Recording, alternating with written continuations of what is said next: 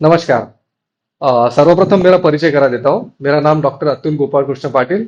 मैं एक पेशे से आई सर्जन हूँ और आज जो हम टॉपिक डिस्कस करने वाले हैं वो है आई बैंकिंग। ठीक है, तो आई बैंकिंग एग्जैक्टली होता क्या है कि जैसे हम लोग बाकी ऑर्गन का ट्रांसप्लांटेशन हमारे इंडिया में आजकल हो रहा है, तो वो हिसाब से कॉर्निया एक जो आंखों का पार्ट होता है, सबसे इंपॉर्टेंट पार्ट, उसका ट्रांसप्लांटेशन करके हम कैसे कुछ नजर बचा सकते हैं, इस पर हम डिस्कशन करेंगे। कॉर्नियल ट्रांसप्लांटेशन, इसका हिस्ट्री अगर देखेंगे तो सबसे पहले कॉर्नियल ट्रांसप्लांटेशन 1903 में हुआ था चेकोस्लोवाकिया में, और उसके बाद इंडिया में 1945 में फर्स्ट टाइम हुआ था, regional institute of ophthalmology Chennai में हुआ था। सेकेंडली, इसका जरूरत क्या है, हमारे यहाँ पे जैसा मोतियाबिंद का इंसिडेंस काफी है, उसी के एक 10% के अराउंड हमारे यहाँ पे कॉर्नियल ब्लाइंडनेस, इसका भी काफी इंसिडेंस है और इसका अवेयरनेस काफी कम है लोगों में। सर्वप्रथम हम लोग अभी कैटरेक्ट और कॉर्नियल ब्लाइंडनेस, कैटरेक्ट मतलब मोतियाबिंद, और कॉर्नियल ब्लाइंडनेस में डिफरेंस क्या है ये हम लोग देखेंगे। तो मोतियाबिंद जो होता है ये हमारे एक नैसर्गिक लेंस होता है, और उसमें अगर कुछ ओपेसिफिकेशन, मतलब उसमें अगर उसका ट्रांसपेरेंसी अगर लूज होता है तो उसे हम लोग मोतियाबिंद कहते हैं। और कॉर्नियल ब्लाइंडनेस जो होता है, जो हमारी आंखों की सामने वाली पुतली है, उसमें अगर कुछ डिफेक्ट आता है, उसका अगर ओपेसिफिकेशन होता है, तो उसे हम लोग कॉर्नियल ब्लाइंडनेस कहते हैं। तो मोतियाबिंद जो है ये करीब करीब इंडिया में 70 लाख पेशेंट्स है जिनके आंखों की नजर मोतियाबिंद की वजह से गई है। और कॉर्नियल ब्लाइंडनेस जो है, इसका इंसिडेंस अगर हम देखें, इसका 10% भी अगर कंसिडर करें, तो करीब करीब 5 लाख लोगों की नजर जो है वो कॉर्नियल ब्लाइंडनेस की वजह से इंडिया में अफेक्टेड है। कॉर्नियल ब्लाइंडनेस के जो कॉजेस है उसमें सर्वप्रथम एक होता है विटामिन ए डेफिशिएंसी, जिसके लिए हमारे इंडियन गवर्नमेंट ने एक उसका सप्लीमेंटेशन में उसको इंक्लूड किया हुआ है।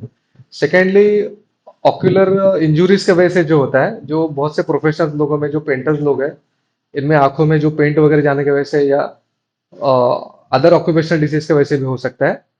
उसके बाद में तीसरा जो कॉज है एक अल्सर, जो कुछ अगर इंजुरी होती है ऐसे परफोरिटी, जो हमारे यहाँ पे फार्म वर्कर्स है उनमें हमको जनरली दिखता है।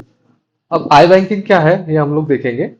आई बैंकिंग का प्राथमिक रोल ऐसा होता है कि अगर किसी पेशेंट की मृत्यु होती है तो वो 6 घंटे में उस पेशेंट का कॉर्निया कलेक्ट करके, जो जिसको जरूरत है उसको कॉल लेके हम लोग उसको कोऑर्डिनेट कर सकते हैं।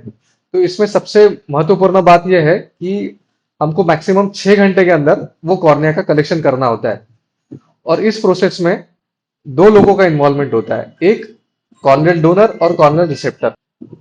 इंडिया में अभी हर डिस्ट्रिक्ट लेवल पे ऑलमोस्ट इंडियन आई बैंक्स है, लेकिन फिर भी अगर कुछ डिस्ट्रिक्ट में अगर है वहां पे अवेलेबल नहीं है, तो उस केसेस में गवर्नमेंट के around all over India level पे 2000 आई डोनेशन सेंटर्स है।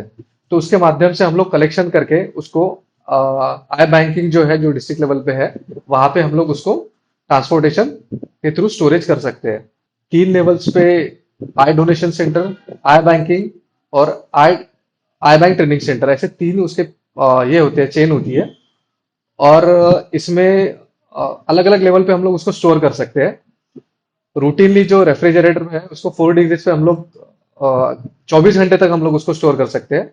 और जो आई बैंकिंग में अगर और अगर प्रोविजंस है तो उसको मैक्सिमम 1 साल तक हम लोग आई आई बैंक जो है उसको आई को स्टोर कर सकते हैं। इंडिया में अभी इस बात के लिए काफी स्कोप है, अभी भी कॉर्नियल डोनेशन का प्रमाण उस हिसाब में नहीं है। तो इंडिया को अगर स्वयंस्फूर्त होना है तो सामान्य जो हमारे यहाँ पे सोशल वर्कर है और बहुत से एनजीओ अगर है, कुछ संस्था है, इनके माध्यम से हम लोग अगर कलेक्शन बढ़ाते हैं, लोगों में अगर अवेयरनेस क्रिएट कर सकते हैं, तो काफी लोगों को हम लोग एक नई विजन दे सकते हैं। नेत्रदान करके आप किसी को एक नई जिंदगी दे सकते हो। और अंत में मैं यही कहूंगा, नेत्रदान मर के भी जिंदा रहने का एक अनमोल वरदान।